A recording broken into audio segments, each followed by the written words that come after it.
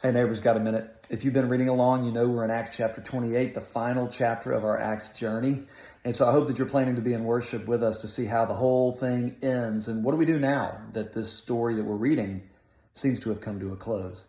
Well, if you're reading along, you know that the chapter begins with they've all landed on the island of Malta. And the people who live on the island are showing great hospitality to Paul and all the others. And they're building a big fire. And Paul decides to help, so he goes to get some brush. And he goes to add it to the fire, and apparently because of the heat, a viper comes running out at him, jumps on and attaches himself to Paul. Paul flings it off, but because this viper has bitten Paul, the people on the island just suspect that he must be a murderer, that he must have done something really horribly wrong, and though he didn't die in the ocean, the snake is going to finally take care of him, get rid of him. But then just a little while longer, when they realize that the snake hasn't caused any harm to Paul, he hasn't gotten sick, nor has he died. Now they want to call him a god. It's as if they have bought into this ancient philosophy, Hindu philosophy of karma.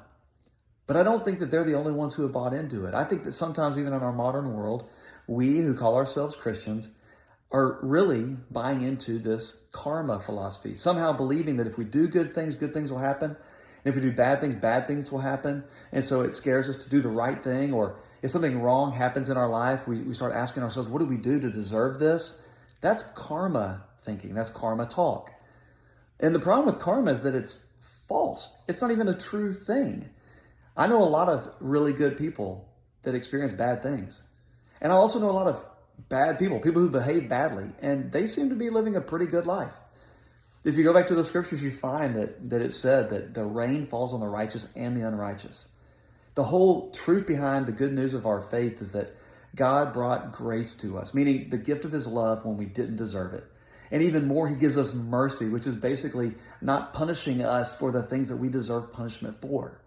God doesn't work with karma. It's not our faith. It's not our practice. It's not what guides us in our following of Jesus.